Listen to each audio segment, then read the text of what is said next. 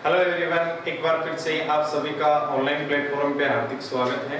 दोस्तों, अपन ने पिछली क्लास में अपना जो मीटरोलॉजी का जो पार्ट था वो कंप्लीट कर लिया था। आज अपन बात करते हैं एक नए टॉपिक के साथ। नया टॉपिक अपन स्टार्ट करते हैं, इरिगेशन, सिंचाई। सिंचाई किसे कहा जाता है दोस्तों? सबसे पहले इंपॉर्टेंट बात आती है सिंचाई किसे कहा जाता है। तो सिंचाई किसे कहते हैं? अपन सिंचाई की मुख्यतः अगर डेफिनेशन की बात करें तो सिंचाई की डेफिनेशन अपने ये दे सकते हैं कि जो वर्षा जल के अतिरिक्त, कहीं अपन वर्षा जल के अतिरिक्त कृत्रिम रूप से पौधों को या फसलों को पानी देना क्या कहलाता है? इरिगेशन कहलाता है। या मैं यूं कहूं कि पादपों में जो वाष्पोत्सर्जन और वाष्पीकरण की क्रिया के द्वारा जो जल की हानि होती है, कृत्रिम रूप से उसकी पूर्ति करने के लिए जो जल दिया जाता है उसे अपन क्या कह सकते हैं? सिंचाई कह सकते हैं। साधारण भाषा में अपन क्या कह सकते हैं? कृत्रिम रूप से फसलों को दिया गया जल क्या कहलाता है? सिंचाई कहलाता है। सिंचाई की बात करें, सिंचाई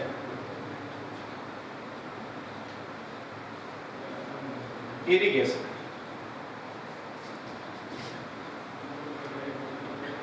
सिंचाई की डेफिनेशन अपन ने बता दी कि पौधों को कृत्रिम रूप से जल देना ही क्या कहलाता है? सिंचाई कहलाता है। अब सिंचाई से रिलेटेड कुछ ऐसे वर्ड्स हैं जो काफी बार एग्जाम में अपन को पूछे जाते हैं। दोस्तों, पहले अपन बात करें, सबसे पहला वर्ड आता है अपना एग्रीकल्चर। एग्रीकल्चर किसे कहते हैं? अब देखो, एग्रीकल्चर में दो शब्द आ रहे हैं। कल्चर का मतलब हमेशा क्या होता है? खेती करना होता है। इरिगेशन से यहाँ पे क्या शब्द लिया गया है? इरी शब्द लिया गया है। इरी का अर्थ क्या हो गया? मतलब सिंचाई के द्वारा, सिंचाई के द्वारा जो खेती की जाती है उसे क्या कहते हैं? एग्रीकल्चर कहते हैं। सिंचाई के द्वारा की जाने वाली खेती को क्या कहा जाता है? एग्रीकल्चर कहा जाता है। इससे रिलेटेड कुछ ऐसे शब्द आते हैं जो सिंचाई के साथ यूज किए जाते हैं। जैसे दोस्तों अपन बात करें, दूसरे वर्ड की मैं बात करूं तो यहाँ पे आते हैं अर्बिगेशन। अर्बिगेशन, अर्बिगेशन क्या होता है? और दूसरा मैं बात करूं इसके साथ साथ आता है फर्टिगेशन।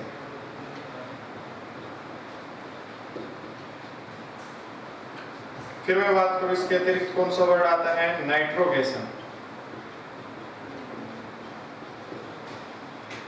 ये कुछ ऐसे वर्ड है जो लगभग बार आपको एग्जाम में पूछे जा सकते हैं। सबसे पहले अपन ने बात की एग्रीकल्चर, सिंचाई के द्वारा जो खेती की जाती है उसे एग्रीकल्चर कहा जाता है। दूसरी में बात करूं हर्बिगेशन।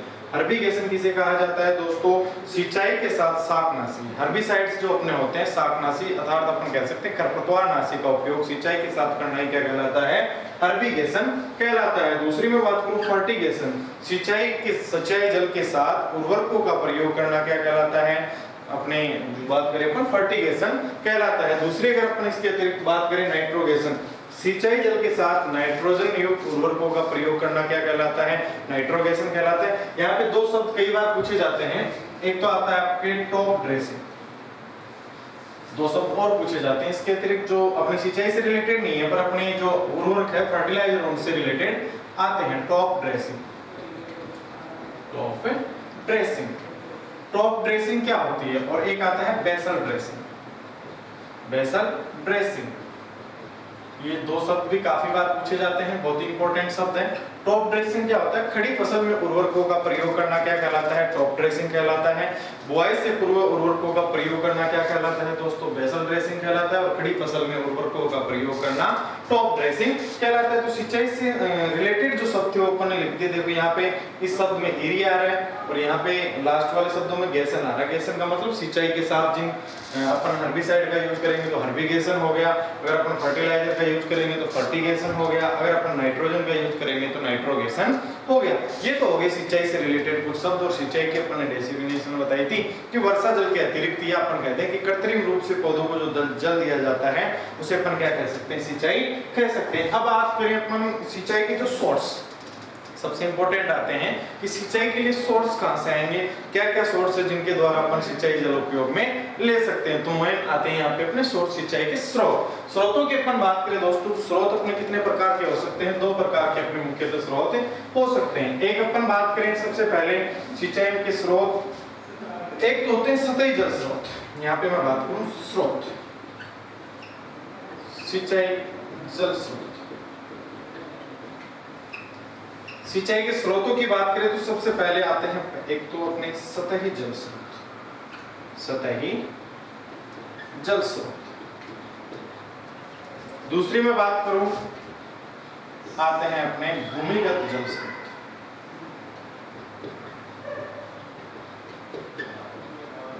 ठीक है दोस्तों, दो प्रकार के अपने मुख्यतः क्या होते हैं, जल स्रोत होते हैं। पहले बात करें सतही जल स्रोत। सतही किन्हें कहा जाता है, अर्थात भूमि के ऊपर जो जल होता है वो अपने कौन से स्रोत हो गए, सतही जल स्रोत हो गए।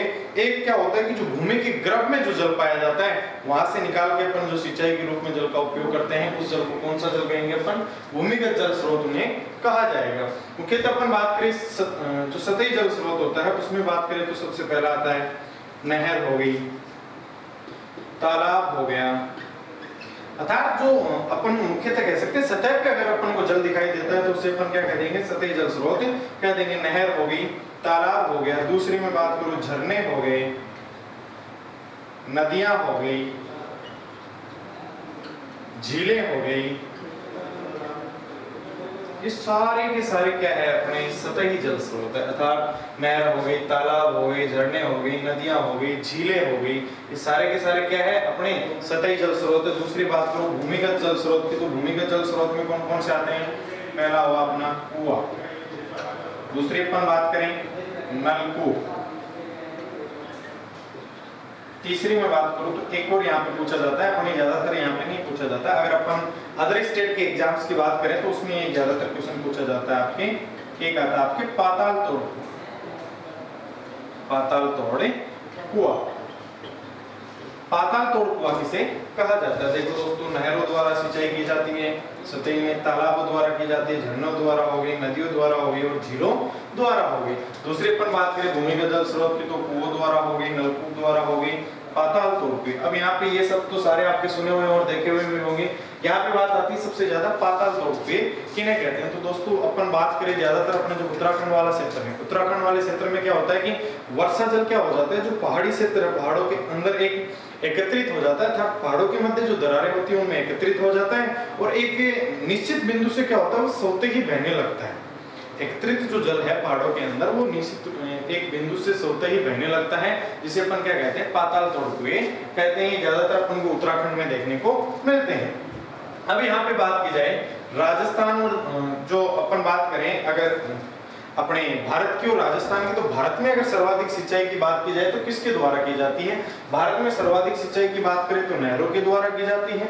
और राजस्थान की अगर बात करें तो राजस्थान में सर्वाधिक सिंचाई किसके द्वारा की जाती है, कुओं के द्वारा की जाती है। यहाँ पे कुएं और नलकों का एक सम्मिलित रूप अलग होता है, लेकिन अगर पृथक देखा जाए तो भारत में सर्वाधिक सिंचाई नहरों के द्वारा की जाती है। और राजस्थान की बात करें तो राजस्थान में सर्वाधिक सिंचाई किसके द्वारा की जाती है, कुओं के द्वारा सिंचाई की जाती है। दूसरी अपन यहाँ पे बात करें राजस्थान में अगर तालाबों के द्वारा पूछी जाए या आपको नहरों के द्वारा पूछी जाए कि राजस्थान में नहरों के द्वारा सर्वाधिक सिंचाई कौन सी जिले में की जाती है, तो गंगानगर हनुमानगढ़ का जो अपना क्षेत्र है वहाँ पे जो IGNP जो नहर आती है, इंदिरा गांधी नहर परियोजना, कहाँ से निकलती है, हरिके बैराज बांध, सतलज नदी के किनारे जो हरिके बैराज बांध है वहां से निकलती है अपनी कौन सी नदी, जो अपनी नहर है कौन सी, इंदिरा गांधी नहर, वहां से इसके द्वारा निकलती है। और गंगानगर हनुमानगढ़ जिला है अपने, वहां पे सर्वाधिक खेती इसके द्वारा की जाती है। आजकल तो ये बाड़मेर और जैसलमेर तक भी काफी ज्यादा फैल गई है, तो इसके द्वारा क्या की जाती है, अपनी खेती की जाती है। दूसरी बात करें अपन राजस्थान में,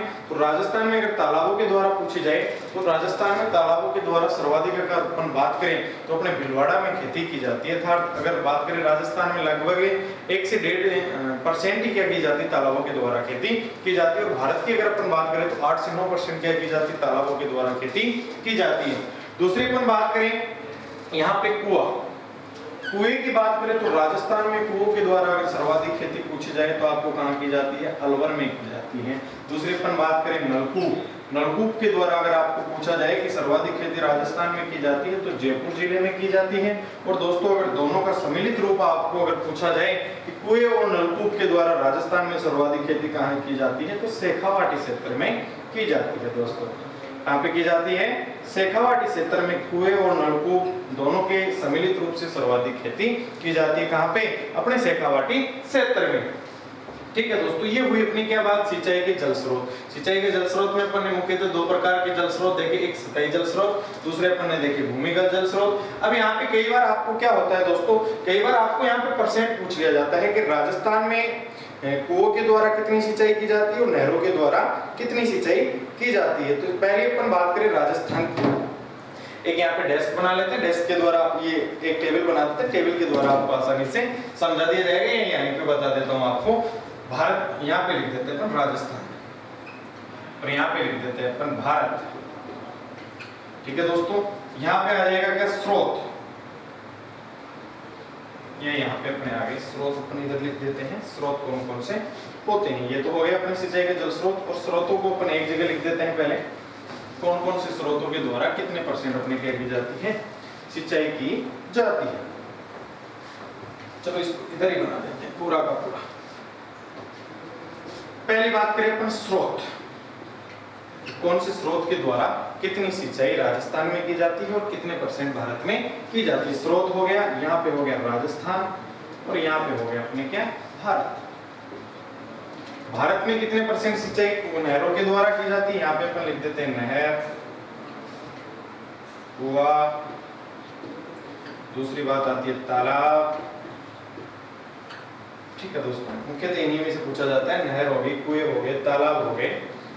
ठीक है, इनमें से अपन पहले सबसे पहले बात करें तो नहरों के द्वारा अगर सर्वाधिक सिंचाई राजस्थान में की जाती, नहरों के द्वारा राजस्थान में कितने % सिंचाई की जाती है, 26% सिंचाई की जाती है। दोस्तों, नहरों के द्वारा अगर राजस्थान में पूछी जाए कि कुल सिंचाई स्रोतों में से नहरों के द्वारा अगर सिंचाई की जाती है तो कितनी की जाती है, 26% की जाती है। और दोस्तों अगर भारत की बात करें तो भारत में कितनी की जाती है, 40% सिंचाई नहरों के द्वारा की जाती है। कितनी की जाती है, 40% की जाती है। और ये क्या होती है, सर्वाधिक। अगर नहरों के द्वारा भारत की बात करें तो 40% सिंचाई की जाती है, जो सर्वाधिक होती है। पूरे भारत की अपन बात करें तो सर्वाधिक सिंचाई किसके द्वारा की जाती है, नहरों के द्वारा की जाती है। दूसरी बात करें अपन कुआं की अगर बात करें तो लगभग 37 से 38% क्या की जाती है, राजस्थान में इसके द्वारा सिंचाई की जाती है। और दूसरी अपन बात करें इसमें भारत में, तो भारत में लगभग 30% क्या की जाती है, कुओं के द्वारा सिंचाई की जाती है। राजस्थान की अगर अपन बात करें तो राजस्थान में सर्वाधिक सिंचाई किसके द्वारा की जाती है, कुओं के द्वारा की जाती है। दोस्तों किसके द्वारा की जाती है, कुओं के द्वारा की जाती है। तीसरी बात आती है यहाँ पे तालाब। तालाबों की यहाँ पे दूसरा लिख देता हूँ, नलकूप, नलकूप के नीचे लिख देंगे अपन क्या, तालाब। नलकूप हो गया, यहाँ पे आ गया अपना तालाब। अब बात करें अपन की नलकूपों के द्वारा राजस्थान में कितनी सिंचाई की जाती है और भारत में कितनी सिंचाई की जाती है। तो दोस्तों राजस्थान में नलकूपों के द्वारा सिंचाई की जाती है 33 से 34%, और भारत की बात करें तो भारत में की जाती है लगभग 22%। कितनी की जाती है, राजस्थान की बात करो तो राजस्थान में लगभग 33% और यहाँ पे की जाती है लगभग 22 से 23%। भारत की बात करें तो भारत में नलकूपों के द्वारा 22 से 23% सिंचाई की जाती है और राजस्थान में इनके द्वारा लगभग 33% सिंचाई की जाती है।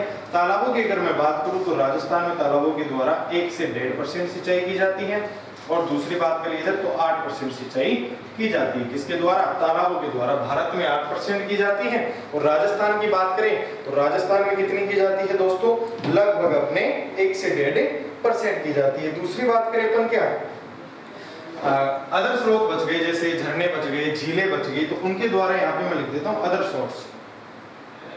अदर सोर्स, तो अदर सोर्स की अगर अपन बात करें तो 1 से 1.5% क्या की जाती है, राजस्थान में सिंचाई की जाती है और 1 से 2% के लगभग ही क्या की जाती है, भारत में अदर जो अपने हो गए, झीलें हो गई, झरने हो गए, उनके द्वारा सिंचाई की जाती है। अब अगर आपको पूछा जा सकता है कि राजस्थान का जो अपने शुद्ध जो सिंचाई एरिया है, शुद्ध सिंचाई क्षेत्रफल होता है, कितना होता है, नेट इरिगेटेड जो एरिया है वो कितना होता है। दोस्तों राजस्थान का कई बार आपको पूछा जाता है कि जो राजस्थान का नेट इरिगेटेड एरिया कितना है और जो ग्रॉस इरिगेटेड एरिया है वो कितना होता है। तो दोस्तों राजस्थान की बात करें तो राजस्थान का नेट इरिगेटेड एरिया की अगर मैं बात करूं तो लगभग 6.44 मिलियन हेक्टेयर है। कितना है, लगभग 6.44 million hectare net irrigated area.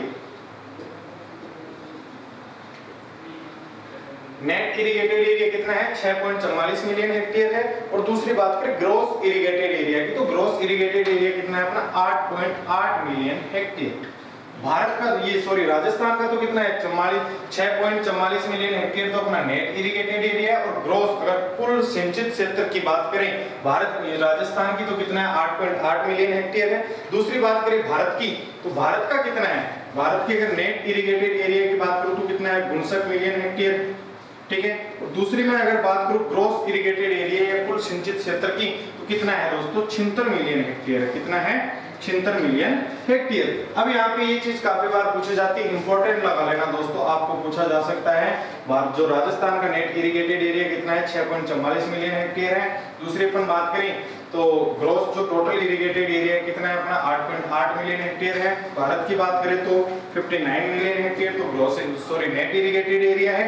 और दूसरी बात करें तो ग्रॉस इरिगेटेड एरिया कितना है, 76 मिलियन हेक्टेयर होता है। तो दोस्तों ये भी आपको कई बार पूछे जा सकते हैं, यहाँ पे ये चीज आपको ध्यान में रखनी है, काफी बार पूछा जाता है यहाँ से क्वेश्चन की क्या क्या क्वेश्चन बनते हैं। अब आपको पूछा जाए कि कुएं और नलकूपों के द्वारा भारत में सिंचाई होती है, राजस्थान में सिंचाई होती है, तो लगभग 70 से 71% तो क्या होती है, राजस्थान में कुएं और नलकूपों के द्वारा सिंचाई होती है। दूसरी बात करें भारत में, तो भारत में कुएं और नलकूपों के द्वारा लगभग 52 से 54% क्या होती है, सिंचाई होती है।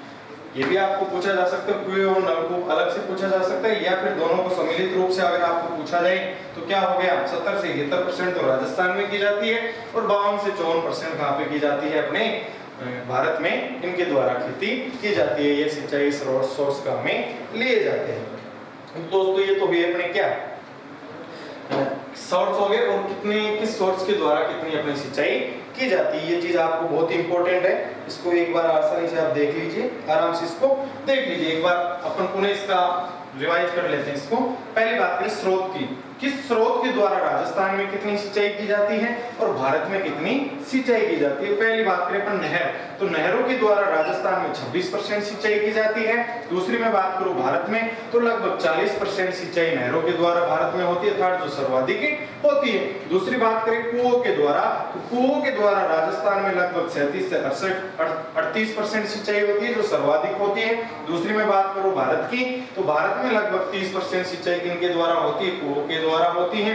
तीसरी अपन बात करें नलकूपों के द्वारा, तो नलकूप के द्वारा राजस्थान में लगभग 33% सिंचाई होती है। दूसरी बात करें भारत की, तो भारत में लगभग 22 से 23% क्या होती है, नलकूप के द्वारा सिंचाई होती है। चौथी बात करूं मैं तालाबों की, तो तालाबों के द्वारा लगभग 1 से 1.5% राजस्थान में होती है। दूसरी अपन ने बात की क्या भारत में, तो भारत में लगभग 8% किसके द्वारा सिंचाई होती है, तालाबों के द्वारा सिंचाई होती है। और अन्य सोर्स की अपन बात करें झीलें हो गई, झरने हो गए, तो उनके द्वारा कितनी होती है, 1 से 1.5%, और यहाँ पे होती है 1 से 2% सिंचाई की जाती है। दोस्तों ये हुई अपने क्या, आप यहाँ पे ये भी आपको देखनी है, नहरों के द्वारा राजस्थान में अपन बात करें तो गंगानगर, हनुमानगढ़, बीकानेर, जैसलमेर, बाड़मेर वाले क्षेत्रों में क्या होती है, अपने सर्वाधिक सिंचाई होती है। कुओं के द्वारा अपन ने बात की, कुओं के द्वारा राजस्थान में सर्वाधिक सिंचाई की बात करें तो कौन से क्षेत्र में होती है, अलवर क्षेत्र में होती है, अलवर जिले में होती है। नलकूप की अगर अपन बात करें तो नलकूप के द्वारा राजस्थान में सर्वाधिक सिंचाई होती है, अपने जयपुर जिले में होती है। दूसरी अपन ने बात की तालाबों के द्वारा, तो तालाबों के द्वारा राजस्थान में अपने सर्वाधिक सिंचाई कहां पे होती है, भीलवाड़ा जिले में होती है। और फिर बात करें अपन कुएं और नलकूप दोनों के द्वारा सर्वाधिक सिंचाई राजस्थान में पूछी जाए तो आपका जो शेखावाटी क्षेत्र है उसमें सर्वाधिक सिंचाई इसके द्वारा होती है। ये तो ये अपने सिंचाई के सोर्स हो गए कंप्लीट, कौन कौन से सोर्स थे अपन ने आसानी से समझ लिया। इसके बाद बात करते हैं अपन सिंचाई की विधियां, मेथड ऑफ इरिगेशन। सिंचाई की विधियां कौन कौन सी, अर्थात अपन किन किन विधियों के द्वारा खेत में जो सोर्स है, सोर्स के द्वारा अपन खेत में पानी अपने सिंचाई कर सकते हैं, और कौन कौन सी अपनी विधियां होती हैं, इनका अपन अध्ययन करते हैं। दोस्तों पहले अपन बात करें, दो प्रकार की अपने मुख्यतः जो विधियां होती हैं, एक तो हो गई अपने जैसे सतही हो गई, एक हो गई भूमिगत। इनको अलग पढ़ने की आवश्यकता नहीं है, भूमिगत की जो है अपनी इंपॉर्टेंस इतनी नहीं है। भूमिगत में एक मुख्यतः मैं बात करूं तो एक ही विधि अपनी ज्यादातर आती है, जो जिसे अपन मटका विधि या पंचर विधि के नाम से जानते हैं। उसमें क्या किया जाता है दोस्तों, बताते हैं, 1 मिनट आपको। उसमें क्या होता है कि जो फलवृक्ष है, अगर अपने जहाँ पे पानी की काफी ज्यादा कमी होती है, पिंचर विधि या भूमिगत जल जो अपनी विधि है उसकी मैं बात करूं तो क्या होता है दोस्तों, उसमें क्या होता है कि अगर कहीं पे काफी ज्यादा पानी की कमी है तो उस क्षेत्र में क्या किया जाता है, अगर अपना कोई फलवृक्ष है तो उसमें क्या किया जाता है, उसके जस्ट पास में गड्ढा खोद के उसमें मटका गाड़ दिया जाता है और उस मटके में एक छिद्र कर दिया जाता है। मटके में छिद्र कर दिया जाता है, जो क्या होगा, वहां से पानी का धीरे धीरे रिसाव होता रहेगा, क्योंकि धीरे धीरे वहां से पानी का रिसाव होकर कहाँ मिलता रहेगा, पौधे की जड़ों को मिलता रहेगा। उसमें क्या नहीं होगा, वाष्पोत्सर्जन और वाष्पीकरण की क्या होगी, दर बहुत ही कम होगी। ये विधि मुख्यतः बहुत ही कम आपने काम में ली जाती है। भूमिगत जल स्रोत अगर अपन विधियों की बात करें दूसरी विधि आती है टाइल्स अगर वगैरह अपन क्या करते हैं, अंडरग्राउंड अपन टाइल्स की नाली बनाते हैं और उसके द्वारा खेती करते हैं, जो अपने लिए सक्सेसफुल नहीं है, तो मुख्यतः यही विधि काम में ली जाती है। बाकी भूमिगत में कोई ये विधियां नहीं आती। दूसरी अपन बात करते हैं सतही विधियों में, तो सतही विधियों में तो काफी ज्यादा आती है अपने, जैसे मुख्यतः प्रवाह विधि होगी। दूसरी बात करें तो अपन क्यारी विधि या चेक बेसिन मेथड हो गया। तीसरी में बात करूं तो सीमांत पट्टी विधि हो गई। चौथी अगर मैं बात करूं तो कूड़ या नाली विधि हो गई। और इसके बाद अपने आ जाती है आधुनिक सिंचाई की जो विधियां हैं, फुहारा हो गई, ड्रिप हो गई, इनकी बात अपन करते हैं। तो पहले यहाँ पे बात करते हैं अपन सिंचाई की विधियों की। तो सिंचाई की कौन कौन सी विधियां होती है, तो पहले मैं बात करता हूँ, सबसे पहले आती है अपने प्रवाह विधि, जिसे अपन क्या कहते हैं, फ्लड मेथड भी कहते हैं। प्रवाह विधि हो गई। दूसरी में बात करूं क्यारी विधि, क्यारी विधि। तीसरी अपन बात करें, तीसरी विधि कौन सी होती है अपनी, नाली विधि।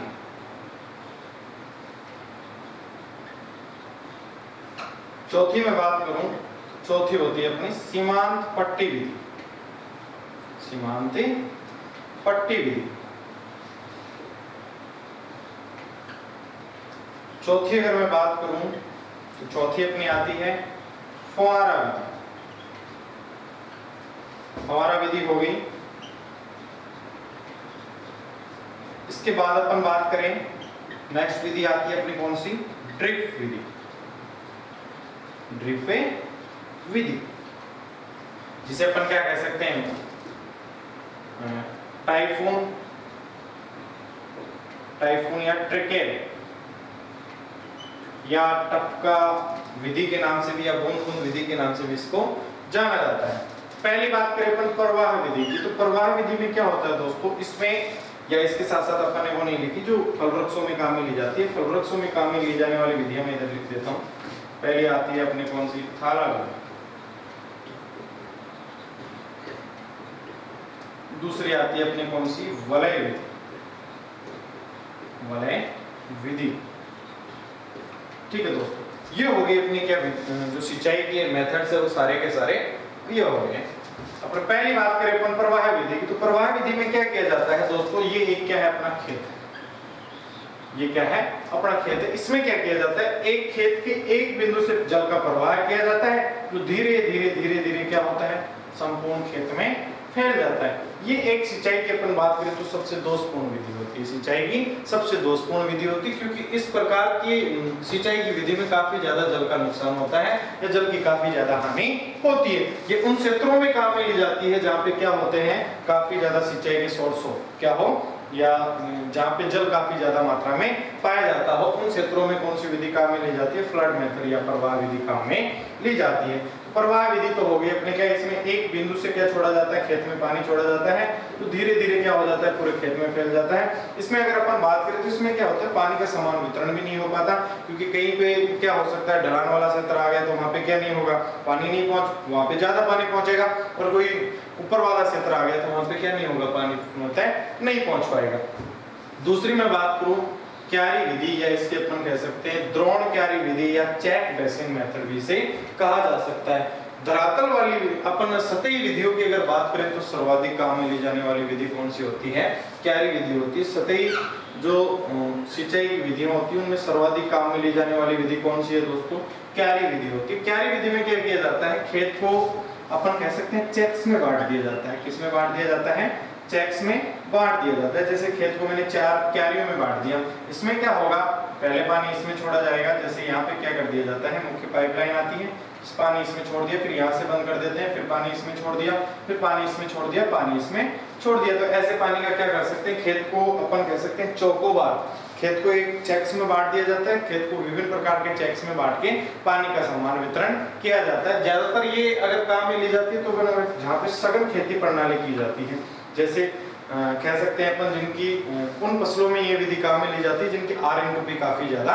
कम होती है, जैसे अपने हो गए गेहूं की R/P काफी ज्यादा कम होती है, उनमें कौन सी विधि काम में ली जाती है, क्यारी विधि काम में ली जाती है। ये हो गई अपनी क्यारी विधि। दूसरी अपन बात करें कौन सी, नाली विधि की।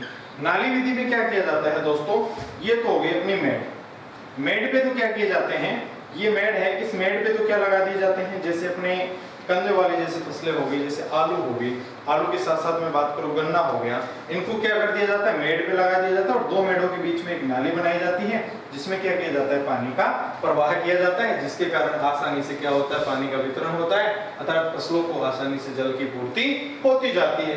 ये कहाँ किन में काम में ली जाती है, मुख्यतः मैं बात करूं तो आलू और गन्ना में ये विधि काम में ली जाती है। दूसरी बात करते हैं अपन सीमांत पट्टी विधि की। तो सीमांत पट्टी विधि की अगर मैं बात करूं तो दोस्तों क्या किया जाता है, जैसे ये अपना कोई खेत है, इस खेत को क्या किया जाता है, विभिन्न पट्टियों में बांट दिया जाता है और ये उन क्षेत्रों में काम में ली जाती है जहां पे ढलान कितना हो, 6 से 7% ढलान होता है, उनमें काम में ली जाती है। अब इसमें क्या किया जाएगा, पहले तो इस पट्टी में पानी छोड़ा जाएगा, फिर इस पट्टी में पानी छोड़ा जाएगा, फिर इस पट्टी में पानी छोड़ा जाएगा, जिसके कारण लगभग पूरे खेत में आसानी से पानी की क्या हो जाती है, पूर्ति हो जाती है। तो ये हुई अपनी कौन सी, सीमांत पट्टी विधि, अर्थात खेत को पट्टियों में बांट दिया जाता है और उसके बाद उसमें पानी का प्रवाह किया जाता है।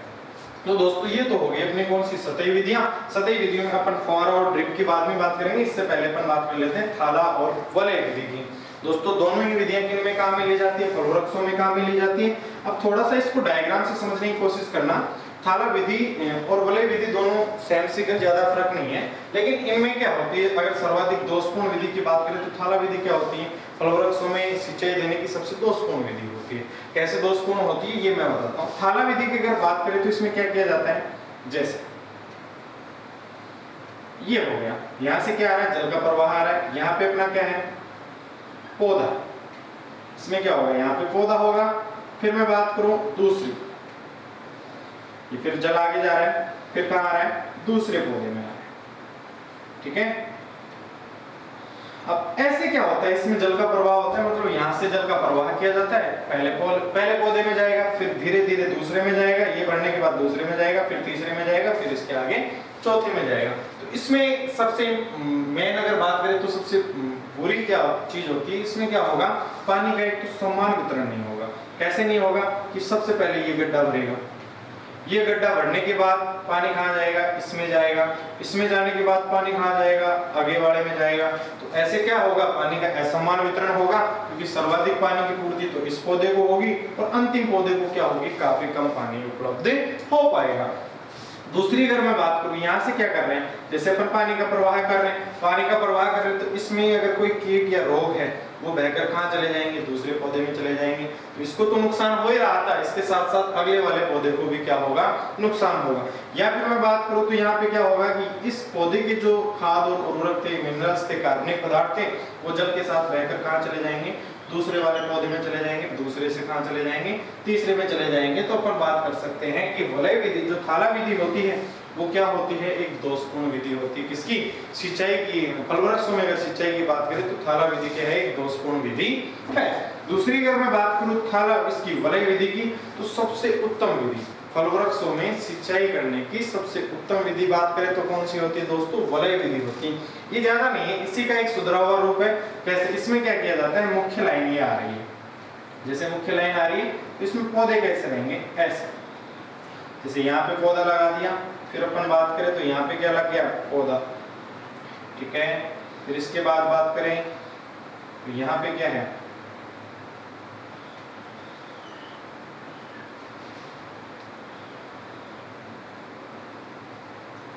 ये देखो, ऐसे क्या होगा, इसमें धीरे धीरे जल का आगे भी क्या होता जाएगा, समान वितरण होता जाएगा। अब इसमें क्या होगा, जैसे यहाँ से क्या किया जाएगा, पानी का वो किया जाएगा, प्रवाह किया जाएगा, पानी इधर भी जाएगा, इधर भी जाएगा, इधर भी जाएगा और इधर भी जाएगा। सबसे इंपॉर्टेंट या सबसे अच्छी बात तो क्या है, इसमें पानी का एक तो समान वितरण होगा, और दूसरी बात क्या है कि जो इस पौधे के कीट रोग थे वो इसमें नहीं जाएंगे, और इसके जो अपन बात करें कार्बनिक पदार्थ थे वो भी इसमें नहीं जाएंगे। तो सर्वाधिक जो सबसे अच्छी विधि होती है फलवृक्षों में, अगर अपन बात करें तो फलवृक्षों में सिंचाई की अगर सबसे अच्छी विधि होती है तो कौन सी होती है, वलय विधि होती है। सर्वाधिक सबसे अच्छी विधि कौन सी है, वलय विधि है। और दोषपूर्ण विधि की बात करें तो कौन सी है दोस्तों, अपने थाला विधि होती है। दोषपूर्ण विधि थाला विधि होती है। तो ये होगी अपनी कौन सी, सारी सतही विधियां होगी। दूसरी अपन बात करते हैं फुहारा और ड्रिप की। फुहारा और ड्रिप को अपन थोड़ा सा विस्तार से समझ लेते हैं दोस्तों। फुहारा, क्योंकि आजकल जो आधुनिक सिंचाई की विधियां हैं वो कौन सी है, अपने फुहारा और ड्रिप विधि है। अब इसमें क्या होता है, कई बार इसके जो इक्विपमेंट्स है, इसके जो भी भाग है उनके बारे में आपको पूछ लिया जाता है, या फिर इसमें जो प्रेशर वगैरह है उनके बारे में आपको पूछ लिया जाता है। मैं पहले बात करता हूं यहाँ पे फव्वारा, और इधर मैं बात करता हूं किसकी, ड्रिफ्ट। दोनों विधियां कहां से विकसित की गई है दोस्तों, इजराइल से विकसित की गई है। कहां से, इजराइल से विकसित की गई है। ठीक है, किसके द्वारा विकसित की गई है, तो सिमचा ब्लास नाम का एक वैज्ञानिक था। इजराइल का क्या नाम था, सिमचा ब्लास नाम का एक वैज्ञानिक था, जिसके द्वारा इन विधियों का आविष्कार किया गया। पहले तो मैं ये आपको बता दूं कि इजराइल जब जितनी भी अपनी सिंचाई की विधियां आती है, या अपन बात करें कृषि में उपयोग किए जाने वाले जितने भी ज्यादातर यंत्र आते हैं, वो ज्यादातर कहां से अपन को प्रोवाइड होते हैं, बात करें अपन तो कहां से, इजराइल से। क्योंकि इजराइल में क्या है दोस्तों, जैसे जैसे यहाँ पे अपने पानी की कमी होती जाती है, तो वहां पे अपन से भी दुगनी क्या होती जाती है, पानी की कमी होती जाती है। और इजराइल क्या करता है, उसके लिए, उसके समाधान के लिए क्या करता जाता है, नए नए उपकरणों का आविष्कार करता जाता है, और उसके बाद क्या कर देता है, अपन को देता जाता है। या मैं कहूँ कि देश, अगर अपने जो भारत का सबसे सच्चा मित्र या कृषि मित्र अगर देश है, तो कौन सा है दोस्तों, इजराइल ही है। कौन सा है, इजराइल देश ही है जो अपना सबसे अच्छा कृषि मित्र देश है। क्योंकि ज्यादातर अपन को जितने भी सिंचाई के मेथड्स हैं, वो सारे के सारे कौन अवेलेबल करवा रहा है, अपन को इजराइल ही करवा रहा है। दोस्तों यहाँ पे अपन बात करें सबसे पहले फव्वारा विधि। फव्वारा विधि में क्या होता है, कहां से विकसित की गई, इजराइल से विकसित की गई। किसके द्वारा विकसित की गई, सिमचा ब्लास के द्वारा। भारत की मैं बात करूं तो दोनों ही विधियों का सबसे पहले कहां प्रयोग किया गया, महाराष्ट्र में प्रयोग किया गया। कहां प्रयोग किया गया, महाराष्ट्र में प्रयोग किया गया। ठीक है, राजस्थान की मैं बात करूं तो राजस्थान में इन दोनों विधियों का सबसे पहले अगर बात करें तो कहां पे प्रयोग किया गया, झुंझुनू में प्रयोग किया गया। कहां पे, झुंझुनू में। दोस्तों ये भी कई बार पूछा गया है कि फव्वारा और ड्रिप विधि का भारत में सबसे पहले कौन से राज्य में प्रयोग किया गया या कहां पे अपनाई गई, तो कहां पे अपनाई गई, महाराष्ट्र में अपनाई गई। दूसरा ये भी पूछा जाता है आपको कि राजस्थान में सबसे पहले जो अपने ड्रिप और जो फव्वारा विधि है सबसे पहले कहां पे अपनाई गई, तो कहां पे अपनाई गई थी, झुंझुनू में अपनाई गई थी। अब इसके बाद बात करते हैं अपन फव्वारा विधि। फव्वारा विधि उन क्षेत्रों में काम में ली जाती है दोस्तों जहां पे उबड़ खाबड़ क्षेत्र होता है। क्या होता है, उबड़ खाबड़ क्षेत्रों में क्या काम में ली जाती है, अपने फव्वारा विधि काम में ली जाती है। दूसरी बात करें कौन से क्षेत्रों में ये काम में नहीं ली जाती, जहां 15 किलोमीटर प्रति आवर के वेग से अगर हवा चल रही है। क्योंकि दोस्तों अगर हवा चलेगी तो ये पानी क्या होता है, अपने एक कृत्रिम वर्षा के रूप में, फव्वारा विधि में क्या होता है, एक पानी का अगर अपन बात करें, पानी किस रूप में प्रोवाइड होता है, कृत्रिम वर्षा के रूप में इसके द्वारा पानी का उपलब्ध करवाया जाता है। जिसके कारण क्या होगा, अगर तेज हवाएं चल रही हैं तो पानी का क्या नहीं हो पाएगा, समान वितरण नहीं हो पाएगा। इसलिए उन क्षेत्रों में काम में नहीं ली जाती जहां पे 15 किलोमीटर प्रति घंटे के वेग से क्या चलती हो, हवा चलती हो।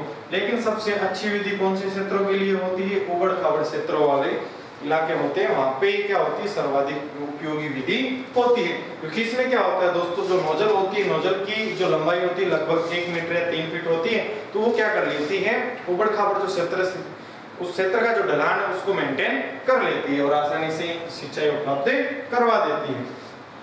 दूसरी मैं बात करूं, इसका जो मुख्य पार्ट होता है, फव्वारा विधि का जो मुख्य पार्ट होता है कौन सा होता है, स्प्रिंकलर। कौन सा होता है दोस्तों, स्प्रिंकलर इसका क्या होता है, मुख्य पार्ट होता है। दूसरी अपन बात करें ड्रिप विधि की, तो ड्रिप विधि का जो मुख्य पार्ट आता है क्या आता है, इमिटर्स।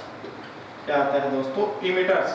अब इमिटर्स क्या होता है, इमिटर्स की बात करें तो जो ड्रिप विधि की जो पाइपलाइन आती है, पाइपलाइन के जो छोटे छोटे छिद्र होते हैं उनको क्या बोला जाता है, जहां से जल बाहर निकलता है उन्हें इमिटर्स बोला जाता है, जो इसका सबसे मेन पार्ट होता है। दूसरी अपन बात करें इसकी, तो ये विधि है जो ड्रिप विधि है, उन क्षेत्रों में काम में ली जाती है जहां पे पानी की मात्रा बहुत ही कम होती है। दूसरी अपन बात करें अन्य विधियों के द्वारा जो फव्वारा विधि होती है उसमें जल की बचत कितनी होती है, तो मुख्यतः मैं बात करूं तो अन्य विधियों की अपेक्षा 30 से 50% जल की बचत होती है। और दूसरी बात करें कि अगर अपन इसकी जो वाटर यूज एफिशिएंसी होती है, जल उपयोग दक्षता कितनी होती है, जल उपयोग दक्षता की बात करूं या मैं WUE वाटर यूज एफिशिएंसी कितनी होती है, तो दोस्तों लगभग इसमें अगर अपन बात करें तो इसकी 50 से 70% क्या होती है, WUE होती है या वाटर यूज एफिशिएंसी होती है। वाटर यूज एफिशिएंसी क्या होती है कि सिंचाई जल स्रोत से मान लो कि अपन 100 लीटर पानी काम में ले रहे हैं और फव्वारा विधि के द्वारा क्या कर रहे हैं, सिंचाई कर रहे हैं, तो उसमें फव्वारा विधि के द्वारा जल का उपयोग कितना हो रहा है, तो जल का उपयोग कितना हो जाएगा, सही रूप में अगर जल का उपयोग किया जाए कितना हो जाएगा, 50 से 70% हो जाएगा, या 50 लीटर से 70 लीटर का उपयोग हो जाएगा। बाकी 30% क्या हो जाएगा, वाष्पीकरण के द्वारा या वाष्पोत्सर्जन के द्वारा जल की हानि हो जाती है। दूसरी मैं बात करूं ड्रिप विधि के द्वारा, ड्रिप विधि के द्वारा ड्रिप मेथड का अगर प्रयोग किया जाता है सिंचाई में, तो अन्य विधियों की अपेक्षा इसमें 50 से 70% क्या होती है, जल की बचत होती है।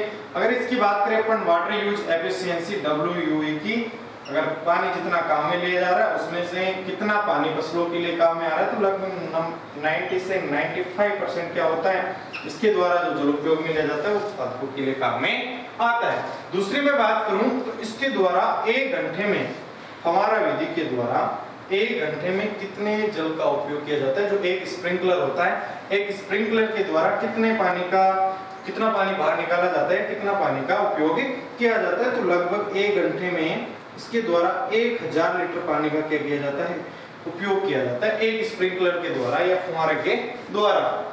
दूसरी मैं बात करूं तो ड्रिप विधि में एक इमिटर्स के द्वारा अपन बात करें तो 1 घंटे में कितने पानी की खपत होती है, तो वो होती है लगभग 2 से 3 लीटर पानी। कितने पानी की खपत होती है दोस्तों, लगभग 2 से 3 लीटर पानी की खपत किसके द्वारा होती है, जो ड्रिप विधि में जो इमिटर्स इसका पार्ट होता है उसके द्वारा 1 घंटे में लगभग 2 से 3 लीटर पानी की खपत होती है। और अपने स्प्रिंकलर के द्वारा बात करें तो स्प्रिंकलर के द्वारा 1 घंटे में लगभग 1000 लीटर पानी की क्या होती है, खपत होती है। दूसरी बात करें इसमें जो प्रेशर पूछा जाता है, फव्वारा विधि में जो स्प्रिंकलर का प्रेशर होता है वो कितना होता है, तो 2.5 से 3 kg पर सेंटीमीटर स्क्वायर होता है। कितना होता है दोस्तों, 2.5 से 3 kg सेंटीमीटर स्क्वायर पर सेंटीमीटर स्क्वायर होता है। स्प्रिंकलर के अगर प्रेशर की बात करें तो इसका जो प्रेशर होता है वो कितना होता है, 2.5 से 3.0 kg पर सेंटीमीटर स्क्वायर होता है। कितना होता है, 2.5 से 3 kg पर सेंटीमीटर स्क्वायर होता है। और दूसरी अपन बात करें इमिटर्स का प्रेशर की, तो ये कितना होता है, 1 से 1.5 kg पर मीटर स्क्वायर। कितना होता है, पर सेंटीमीटर स्क्वायर होता है। ये तो किसमें होता है, इमिटर्स के द्वारा। और फव्वारा विधि का अगर प्रेशर पूछा जाए तो 2.5 से 3 kg सेंटीमीटर स्क्वायर। इसकी बात करें पर इमिटर्स की, तो इस इमिटर्स का कितना होता है प्रेशर, 1 से 1.5 kg पर मीटर सेंटीमीटर स्क्वायर होता है। दूसरी अपन बात करें तो ये तो होगी क्या। अब फव्वारा विधि में क्या होता है, जो इसकी नोजल होती है, नोजल का क्या पूछा जाता है, कई बार लंबाई पूछी जाती है। तो नोजल की लंबाई कितनी होती है दोस्तों, नोजल की जो लंबाई होती है वो कितनी होती है, लगभग 3 फीट। कितनी होती है, 3 फीट या 1 मीटर होती है। कितनी होती है दोस्तों, 3 फीट या 1 मीटर होती है। दूसरी बात करें इसमें जो पाइप, एक नोजल को दूसरी नोजल से जोड़ने वाला जो पाइप होता है उसकी लंबाई की अगर अपन बात करें, उसकी लंबाई कितनी होती है, पाइप की लंबाई की मैं बात करूं तो लगभग होती है 6 मीटर के समथिंग। कितनी होती है, 6 मीटर के समथिंग होती है। या फिर मैं कह सकता हूं इसकी जो वो बात करें अपन कितनी फीट में बात करें तो लगभग 18 से 20 फीट क्या होती है उसकी लंबाई होती है। तो ये भी आपको कई बार पूछा जा सकता है। तो ये तो हुई अपनी क्या सिंचाई की विधियां। बाकी बच गई जो इसमें जलमांग हो गई, क्रांतिक अवस्थाएं हो गई, बाकी जो कुछ जो सिंचाई की क्या होती है यूनिट्स होती हैं, उनकी अपन नेक्स्ट वीडियो में बात करेंगे। तो दोस्तों अपने चैनल को लाइक, सब्सक्राइब और शेयर करना ना भूलें। धन्यवाद।